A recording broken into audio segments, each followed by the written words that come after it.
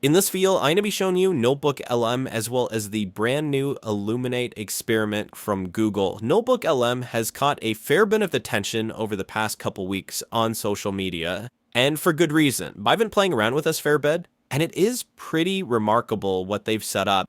One thing that's interesting with this release is they haven't really been pushing it. They just put it out there, and people have organically just started to gravitate towards the tool. But I think even Andre Karpathy said something to the effect of this is like a ChatGPT type of moment from his experience of using NotebookLM. Essentially how this works is you can go to notebooklm.google.com and then you can create a new notebook. The way that it works is you can just drop in your files here. If you have anything locally, whether it's a PDF or a Markdown or even audio files, you can put them all within here. You can connect it to Google Drive, you can put in links, even YouTube links if you want, or you can even just paste in copied text. And right now you can put up to 50 different things right now, which is quite a bit of context that you can feed the thing. I'm going to show you one of these pre-sent examples that they have here. Within here, you have all of the different sources that were added, but you can just check them out all on the sidebar here. You can look into it. You can see all the different key topics that it organizes for you. Now you have the ability to have a conversation with it, which is something we've seen a ton of tools do already. Be able to upload different files and have some sort of RAG chat with it.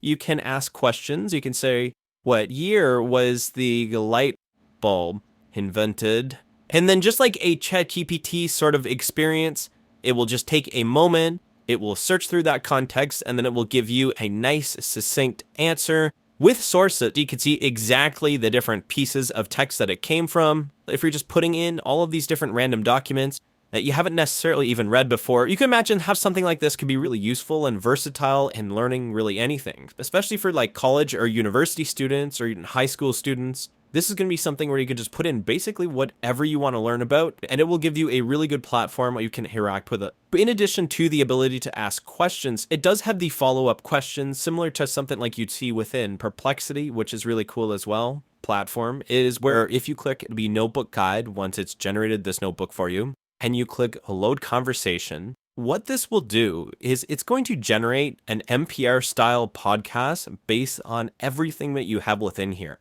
Essentially what it is, it's going to be a conversation between a couple different hosts, and they're going to be talking back and forth. If you've listened to NPR podcasts in the past, this is definitely going to be something that resonates with you. I'm going to go ahead and play some of the audio here. I'm just going to play a little bit just so you get a sense on it. I'll click play here. It really is funny when you think about it. Flick a swink. AM, it's the sunshine no matter what time it is. But getting to that instant light wasn't instant ATOL. And the stuff he sent over about the light bulb itself, about Swan, about Innocent, man, it proves how anything pretty simple the whole thing was. It's so true. We're just so used to electric light now that most of us don't even think about what went into it. And what's cool is what we've got here. It lets us bust soonness wide open. We got lone genius, this thing people love to slap on in benching. And yeah, not so much. Totally. If like we're about to show everyone that making a light bulb wasn't just one aha moment. It was decades of people getting close, some serious competition, and at the end, it's actually a story about teamwork, making good dream work. 100%. That's just a really quick example of the overall platform. Now, the other great thing with this is you'd have the ability to share these as well. Next, I'm going to be showing you Illuminate, and this is an extension of NotebookLM. This just came out, and what this allows you to do is you can go over to the Generate tab, and you can paste in a PDF. So let's just say we go to Artificial Intelligence, and we just grab a random PDF here.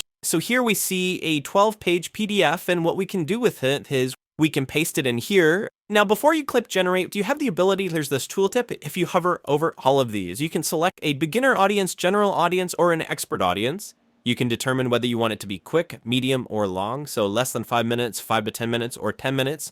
And then you can select the tone, whether it's semi-professional or casual. For instance, you can just type out casual in there. This conversation is powered by Google Illuminate. Check out illuminate.google.com for, hey everyone, welcome back. Today's discussion is all about BabelBench, a new benchmark designed to test how well large language models, LLMs, can handle different types of data, like images and tables, all while using code. Sounds complicated, right? Let's see what it's all about. What exactly is BabelBench trying to achieve?